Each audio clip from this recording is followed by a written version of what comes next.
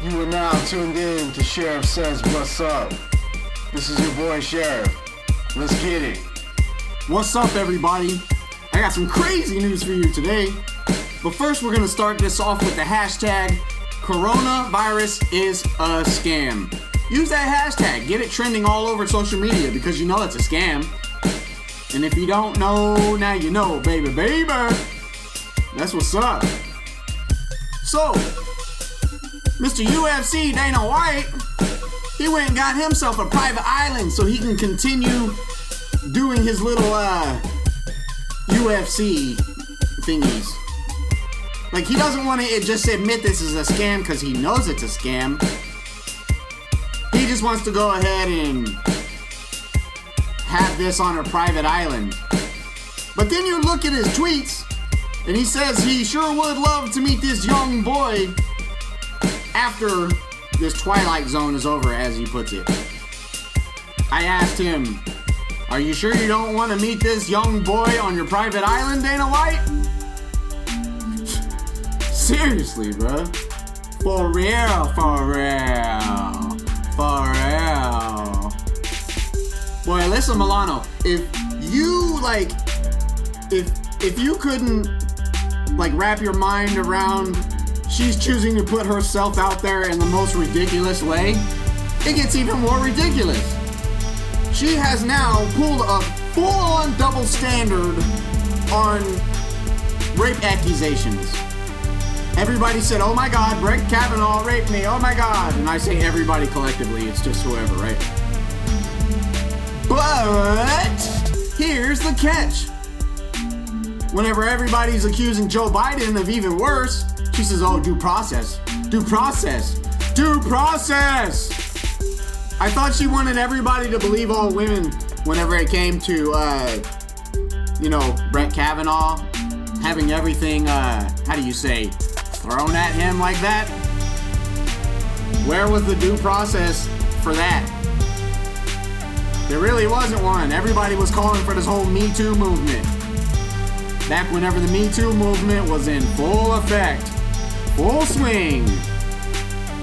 They got themselves a conviction of Harvey Weinstein, but I'm pretty sure he did it.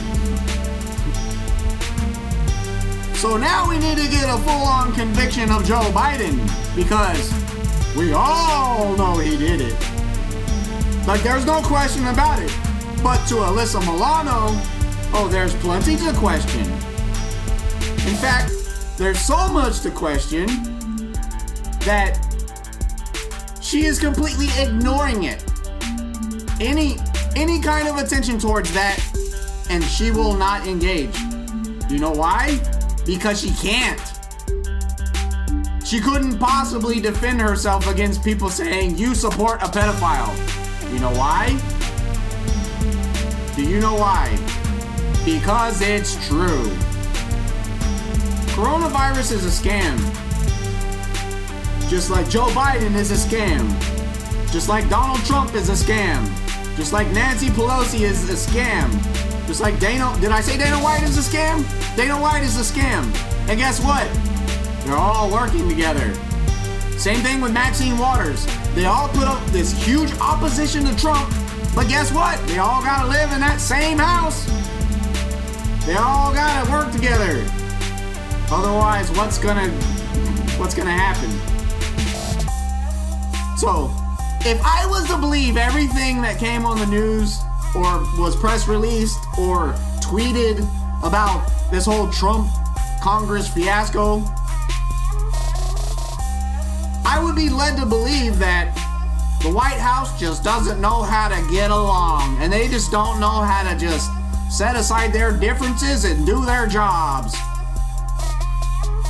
Don't get me wrong, I've had problem employees with me, start trouble with me.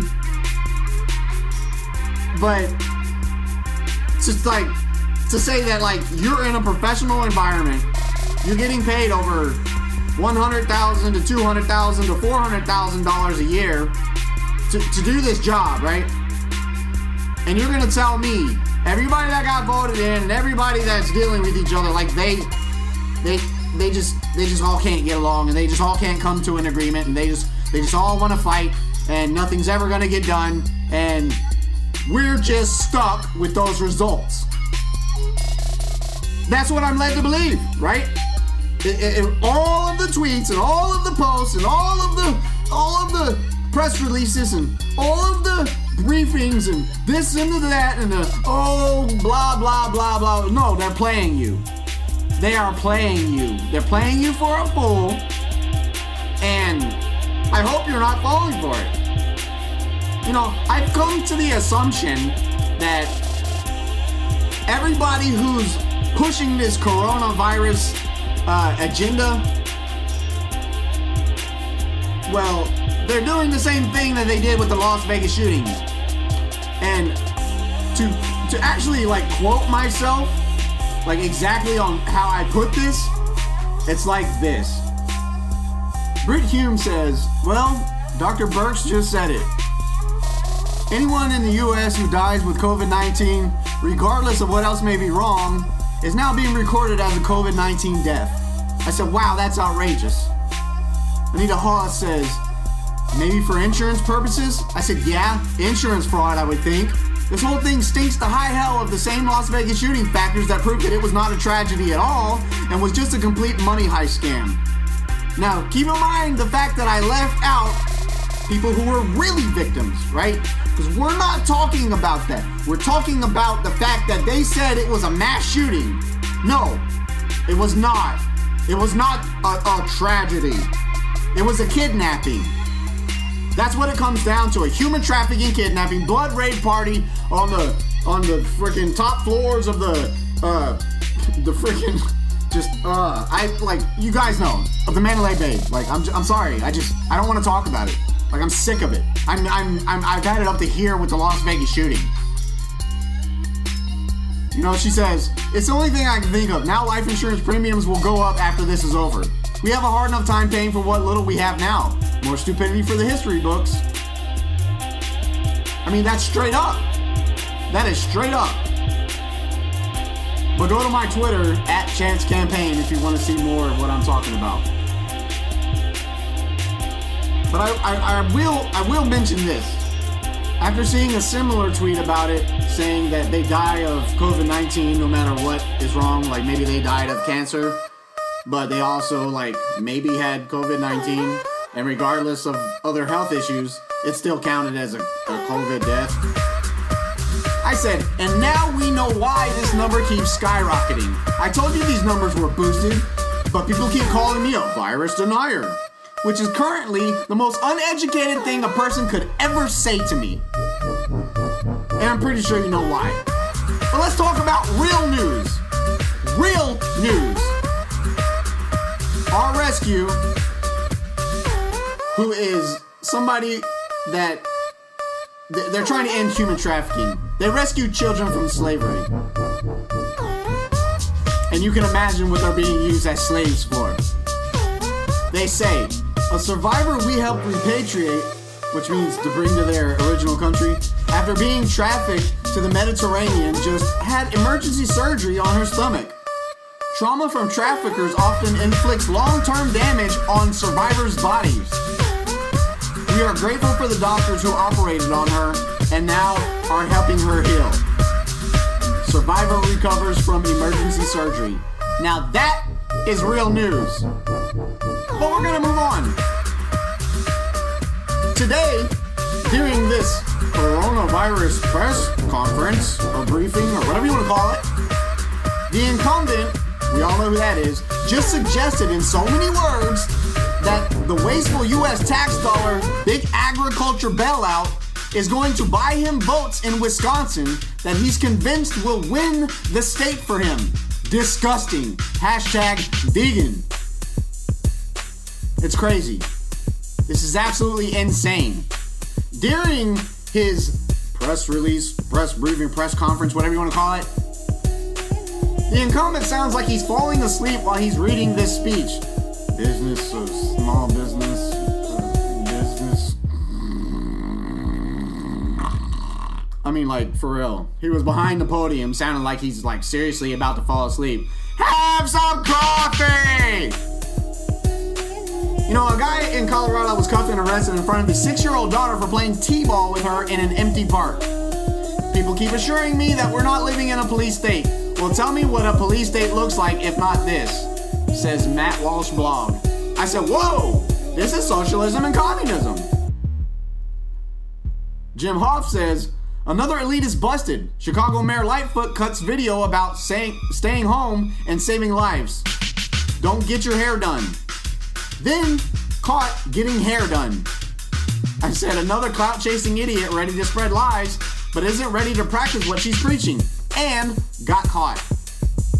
Hashtag coronavirus truth. Donald Trump made no deal during his recent visit to India. And it just so happens to be a coincidence that the coronavirus isn't affecting their country at all. In this life, there are no coincidences. In other news, Facebook is curbing freedom of speech again by taking aggressive steps to quash 5G conspiracy theories. Alright, whatever. You know, also, a judge has rejected R. Kelly's request to be let out on bail due to the coronavirus. Ha! Straight up, corrupt officials have been maliciously tracking my phone since 2017. Straight up. They said I did something I didn't do, turned around, gave me a malicious warrant because the state picked it up. Even though it was a lie, the state picks it up. And then you're screwed. But you know, they use that to illegally and maliciously track me on my phone. And they've been doing it since 2017, and here it is, 2020. Oh, this is all quote unquote alleged, of course. You should go to my Twitter at Chance Campaign and check out this tweet that I retweeted called Constitution Dies of Coronavirus. Freaking hilarious. Here's a quote from an article. Biden supporter and professional blabbermouth has-been ALYSSA Milano was recently forced to explain why she wasn't taking a believe all women stance, and what do you know, she's suddenly a fan of due process. We did already cover that, but I wanted to remind you. Honestly, there is no plan in place to save those of you who become sick from worry, depression, poverty, and the chaos the government and the experts have created. Megan Fox Ryder writes that. It's funny. It's funny, like, what they think that they can do and get away with. And you've really got to check out this news. Somebody named Logan Exhales tweeted, "We've reached martial law. Como doubles max fine for breaking social distancing rules to $1,000. So in New York, if you're quote-unquote caught breaking social distancing quote-unquote rules, you will be fined up to $1,000 to line his pockets. Because he don't care. What does he care? You should ask him, are you doing safe social distancing, Como? Mr. Andy? Drew baby? Huh, Drew baby? Mike Subin, I hope I'm saying your name right, replied to that. He says, that idiot thinks that finding the newly unemployed will be effective? What happens when they don't pay? Jail? Not so much social distancing going on in the slam. Somebody says, no jail. We're letting out prisoners now. You just gotta promise to pay it back. Wow. Non-violent offense, just walk out with a ticket to reappear to offend again. I'm not gonna read all these names because this is getting to be a bit much. And then somebody says, can't wait to see how long until we see them say the purge had a great vision. Let's try. Why do we have to wait for them to say it? I mean, I'm not encouraging it, right? I'm just asking you, like, why should we have to wait for them to authorize the purge? I mean, straight up. I am definitely not asking you to take it into your own hands.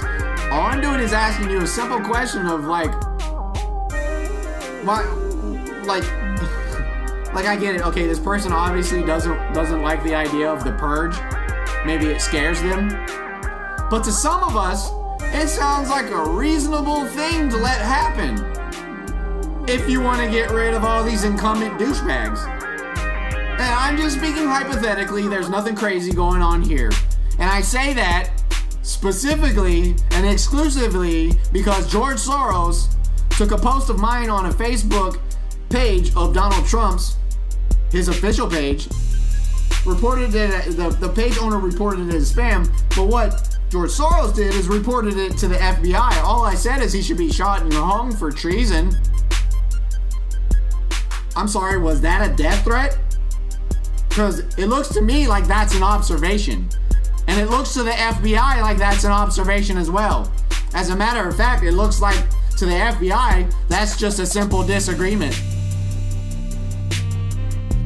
So, yeah. Petty? Definitely. George Soros? Petty? Oh, most definitely. Most definitely. Immature. It's funny. So funny. So funny the things that I have to go through. Just because I am who I am and I'm standing for what I'm standing for. Which is what we the people want. If we the people don't want it, kick rocks. We the people do not want the incumbents in office. All of them. We do not want them.